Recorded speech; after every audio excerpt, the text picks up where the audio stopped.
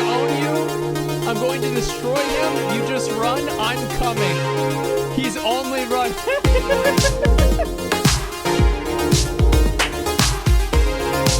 À moi de ton oreille bientôt.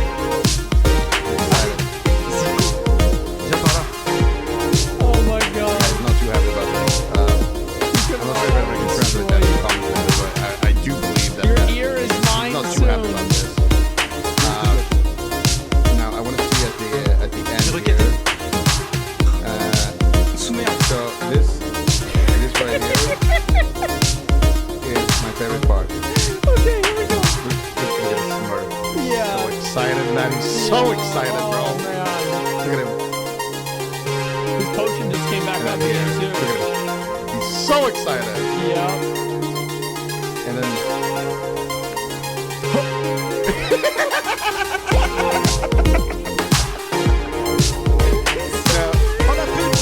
now he says some colorful language here. So we're gonna mute that for a second here. But he's not too happy about this. He's definitely not too happy about this. This bitch. He goes on to make a ticket here. What? Now, What? I believe the man is making a ticket. I'm not sure to report me Oh my or god. if it's to try to appeal the debuff. Like I said, I don't Oh speak my French. I don't know God. exactly what he's trying to ticket, but I just thought it was funny that this guy stream sniped me with 4 That's rows so of sad. buffs and ended up taking the L anyway, dude. So that's just instant karma if I've ever Wow. seen it. Bro, Yeah, this guy gotta thinks it's unofficial hardcore. He's trying to send in an appeal. be the most funniest thing I've ever seen in a while. This is amazing. I'm honestly So, like, yeah. I would leave his guild. Like over this, like if I was in his guild, I would leave. I would leave. I don't want to be part of this anymore. Like, this is just like, bro, like this is played out. Like, yeah. That's what happens, man. He got Yeah, the guy it's- wants it's to hunt you shame. down for clout. He wanted the ad revenue, So sad, but yes. instead he became the ad revenue. Like, subscribe, and comment, boys. I'll see you in the next one. Peace. Bro, imagine being some random classic Andy, some garbage trash can classic Andy, world buffing to beat somebody who's a lower level than you, and then you actually lose over it. You thought that you were gonna beat somebody who's gotten rank 1 gladiator, probably more seasons than you've played the game. Did he really think this was gonna go in? Bro, how can you be so arrogant? He thought, bro, it's not even a question. Yeah, know your place. And he still lost. Ah, bro, that is fucking sad. This is probably one of the best videos I've ever seen. 365 comments. I wish I was in his guild when this happened. He told everyone, wait. This guy was in the guy's guild, the Paladin's guild. He told everyone to mass report you. I left. This fucking bitch, man. Like, this dude ruined his own career before he even had one. Making a character that stream snipe Mothra with all those consumables and choosing a Paladin. And on top of all that, specking specifically to beat Zuko. And you still lose. I can't believe it. It's like a movie script. Yes, it is. It's more humiliating than killing him. Yes, it is. He has to live with this dude. And he has to be online for 3 days. So he has to, like, people will see him in the world, and he will have to be in the world with this debuff. I hope whenever Blizzard answers his ticket, they make it longer. Just double the duration. They take it from 3 days to 6 days. It's like, oh, you didn't like that? All right, we'll do it for you again. Yeah, how about a week, bitch? I can't believe this. This is probably one of the greatest things I've ever seen.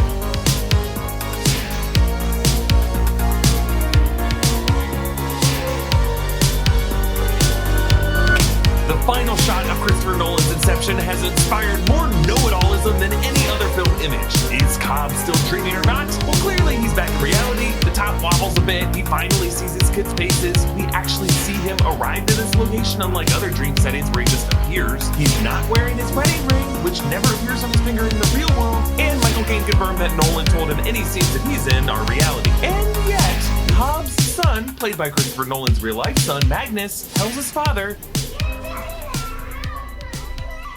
"We're building a house on the cliff just like Saito's house." Of course, Nolan wants us to debate this because the real answer is that Cobb does not care if the top stops spinning or not. Dream or awake, he has chosen a reality where he is with his kids. And that choice in the face of uncertainty is all that matters. But what is the real reason Nolan leaves us with this anxiety? If his team of dream thieves is a metaphor for a filmmaking team trying to incept a director to return to his kids, who does Maul represent? I'm Eric Voss, and this is The Deep Dive. Forgive me, but I couldn't wait to start diving into Christopher Nolan's Inception because the questions posed by this final shot frame our entire understanding of this film. Upon rewatching Inception, new details I never realized before completely recontextualize it. I, along with many, have posed before that Inception is not really a movie about dreams, it's a movie about what Christopher Nolan dreams about, and that is the anxiety of filmmaking. This entire movie is an allegory for making a film. In this team, Cobb is a director who looks and dresses just like Christopher Nolan does. Arthur is the producer. Ariadne is the screenwriter. Eames is the actor. Saito, the studio.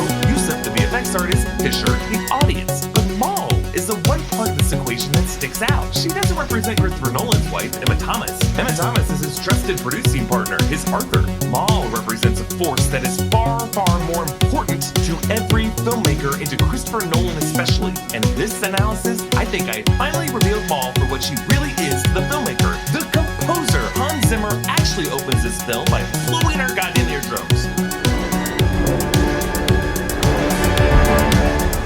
Syncope is Christopher Nolan and Emma Thomas's production company, and its logo is a maze. An important image to this film is a symbol of the unconscious and the physical architecture of the dreams they navigate. Hans Zimmer's opening notes, bom, bom, are actually a super slowed down version of the tempo of Edith Piaf's Non je ne regrette rien, bum bum bum bum bum bum, which of course is used in the plot of this movie to synchronize from one dream layer down to a time dilated one.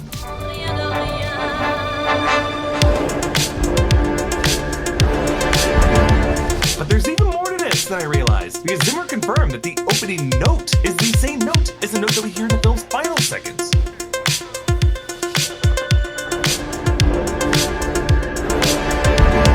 Zimmer's goal was to connect the ending to the beginning like a Mobius strip, a dream looping back on itself, in which we go from the closing scene in which Cobb's son shows him his house on a cliff, looping back to Cobb washing up on the shore looking up at a house on a cliff. Zimmer said that not only these notes, but the entire film score is subdivisions and multiplications of the tempo of the Edith Piaf track. Piaf's song, its title translating to No, I Regret Nothing, is about letting go of the past, freeing oneself from painful memories, which this entire film is for the character of Cobb, to save him from becoming an old man filled with regret.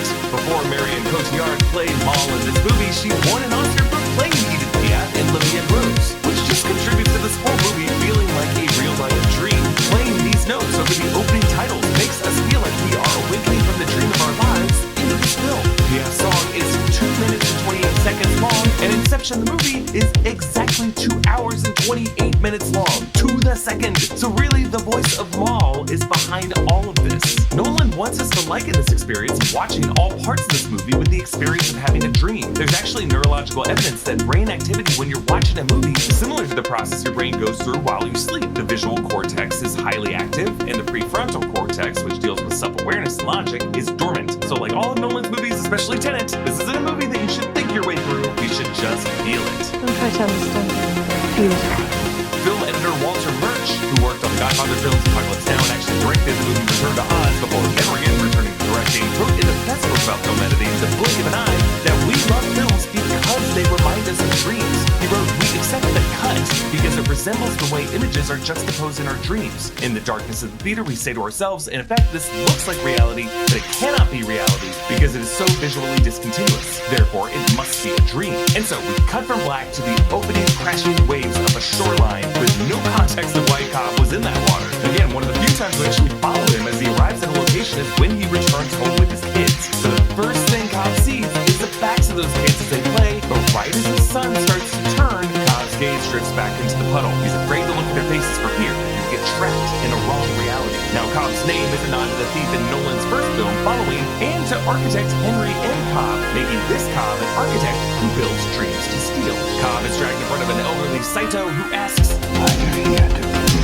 Cobb is there to shoot him, and then himself to free them both. And Saito recognizes Cobb's spinning top as his totem, but in match-cutting shots, Nolan frames Cobb's wedding ring, which many believe was Cobb's true totem before he adopted Maul's totem of the top. Throughout this movie, Cobb only wears the ring in his dreams, perhaps to keep Maul from attacking him. When he's awake, his finger is bare, and that includes the final scene. So, when in this movie Cobb spins the top, he's looking down at the top, and at his left hand where the ring finger would appear or not appear. He is testing both totems at the same time. Saito begins to remember Cobb as a man possessed of radical notions, and we cut from Cobb eating to Saito, now a younger man, taking the bite. It's a seamless cut in the same location. The way dreams will just suddenly transition from moment to moment. Cobb says, I know my way around your thoughts better than your wife, therapist better than anyone.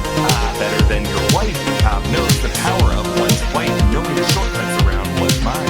Nolan transitions from the lower dream level to the higher one, the rioting city, by showing a close-up of Cobb's watch ticking faster, because we are in a dream within a dream, 2 layers deep, where time is dilated between these layers. And this opening section teases the multi-layered plot structure and really just teaches us how to watch this movie. Since this film uses dreams as metaphors for filmmaking, it helps to depict these layers as film strip sequences. Each film strip cut by an architect, a dreamer, who conceives of the scenario and the structure of the dream within the mind of the mark, who populates that architecture with their subconscious projections. In this case, the architect is Nash, who designed Saito's dining room to look like the Nijo Castle in Kyoto, Japan. Surrounding the table is the willow chair designed by Charles Rene McIntosh and the barrel chair design of Frank Lloyd Wright. It's really a mishmash of architecture because Nash just kind of threw it all in. Guy's sloppy. Maul interrupts this dream. By chance, would I survive? Yes, her opening line, a taunt reminding Cobb of her suicide. We cut mid-conversation from outside to inside, where Maul observes his painting, which is a real work by Francis Bacon called Study for Head of George Dyer. Nolan loves Francis Bacon, and he uses his painting style as inspiration for the Joker's look in The Dark Knight. George Dyer was Bacon's lover, and Bacon painted him with a hole in his head in this painting after his death from an overdose in order to remember him, reflecting the way Cobb uses his art as a way to memorialize his late love. But the Maul who Cobb remembers and runs into throughout these dreams is not his wife, but something darker using the skin of Maul to seduce Cobb. A siren song, composing the music, drawing the sailor to shore. She asks, Did the chicken miss me? yeah, Cobb literally can't imagine what his kids are really thinking or what they even look like. Now, as Cobb shoots the guards, he holds his hand over the release to try to catch the shells. I used to think he was trying to do this to keep them from making noise as they would hit the floor, but the sound of our shot is just as loud as that. So really, I think he was trying to leave no bullet casing behind, but ultimately though, if you look really closely, he misses the first casing. So really, I just think Cobb is trying to be stealthy, but the guy is totally losing his edge. As Cobb turns the dial on the safe, the last number on the combination is 53. 2053 is a recurring number throughout this movie. It's also on the taxi that they use in the first dream level. 20 is also the first number on the combination of Maul's safe and limbo, so presumably the combination on both safes was 2053. That number reversed is 3502, which is on the train that crashes through the dream in downtown LA. 3502 was the number on the hotel suite across from where Maul died, so Cobb reversed Maul's perception of reality by tampering with her totem, so she reversed his meaningful number into something really twisted. It's his own guilt torturing him for learning Maul's safe combination. Remember, Cobb tried to use Maul as an anchor in his repelling line, telling her to stay put, but she got up to leave. I always wondered, why would he trust her at that moment? But I just realized now, it was a test to see if she would betray him to Saito. That's how he knows later to have a fake doubled envelope with blank pages, not ones that he left in the safe, but one in his hand for Saito to take. He successfully used Maul in this charade, and the proof of this, when Saito sees these blank pages, you can see Maul smiling. Maul loves that Cobb uses her in this toxic way because it's one way that she can ensure he will keep visiting her in these dream heists. By duping Saito, she has lured Cobb into one final, really deep dive. So when Cobb gets the kick, the bathwater floods Saito's compound, and a look of fear washes over Cobb's face. Even though he was put to sleep in front of a tub and he knows this would happen, I think it's because crashing waves represent a unique subconscious terror for Cobb. And I don't really know how Cobb does this, but he leaps from a wet tub onto Saito to wrestle Nash free. I can't even stand up slowly in a tub without slipping. This guy is an experienced extractor who has fought through all kinds of conditions. As the kid on the train starts Edith Piaf's countdown, Saito turns, hearing that slowed down EDPF outside, but Cobb leans in to turn his attention back to him. He throws Saito to the floor, accidentally alerting Saito to the false nature of the carpet. I've always hated this stayed afraid in such distant homes. Yeah, this is Saito's love nest, where he hooks up with his mistress all the time. If he spends so much time on the floor, knowing where it's stained, yeah, what do you think those stains are? The timer runs out, and Arthur wakes up. Yeah, they timed it so that they would wake up precisely on Edith Piaf singing the word "ni la bien," literally on the word "good," meaning it's a good thing to wake up and one shouldn't get addicted to living in dreams. Cobb says, I'm getting off to Kyoto. Why is I'm gonna check everything hard? I don't like trains. he says, "I don't like trains." It was a train that Cobb used to kill himself and Maul to wake them up out of their forever dream. But getting off at Kyoto, it was a Kyoto castle that inspired Saito's compound, and that is where Cobb will later finally deboard the dream train with Saito. Cobb tests reality by spinning the top, ready to shoot himself if it doesn't topple. But when it does, notice how DiCaprio closes his eyes in relief, but then does this thing where he shakes something out of his mind. It's a subtle gesture showing how this is the totem he used to accidentally incept the idea in Maul's mind that ended up killing her. Saito asks them about Inception, which Arthur says is impossible, but Cobb knows it is because, yeah, he did it to Maul. Saito asks, Do you want to take a leap of faith? Or become an old man filled with regret? these men will later exchange these same words in limbo to remember their arrangement. Take a leap of faith, yeah. But these words in this moment trigger Cobb because Maul said these same words right before she jumped. I'm asking you to take a leap of faith. Cobb connects with his old architecture professor, Miles, Maul's father, who says, Come back to reality, Tom. now you could totally interpret this whole movie as an actual heist on Cobb, that his legal troubles might not really exist. He might just be refusing to face his kids over the guilt over Maul. I don't know though, since they would have had to convince two industry heads to join in on this supposed intervention. Reality before LA would have to be a dream for that to be true, so I'm not really sure, but at least this is definitely an internal journey for Cobb. Ariadne is named after the figure from Greek mythology who helps Theseus navigate the labyrinth, and Cobb tests her by having her draw a maze in 2 minutes that would take longer than a minute to solve, which she does by drawing a circular maze on the back of the graph paper pad. But what I only now noticed, this maze is actually not solvable. Try it. Start from the center, and right away you see that both paths are blocked off. Is it a production mistake? Or is Cobb actually impressed with an architect who can design a complex maze that would leave the center, in this case Cobb's dark history with Maul, inaccessible? The circular drawing sets up Cobb drawing a circle to represent a sleep cycle. Create and perceive our world simultaneously. This section of the movie is very much like Morpheus explaining the Matrix to Neo, and he uses the same reveal as the agent training program. Where are you right now? And as the dream collapses, the city block explodes piece by piece, suggesting the power of Ariadne's mind and her attention to detail. Director of photography Wally Pfister shot this practically with actual exploding debris, using 6 high-speed cameras to capture it 1,000 frames per second. Later, Cobb describes Ariadne's natural grasp of it like someone getting addicted to a drug. He'll be back. Reality's not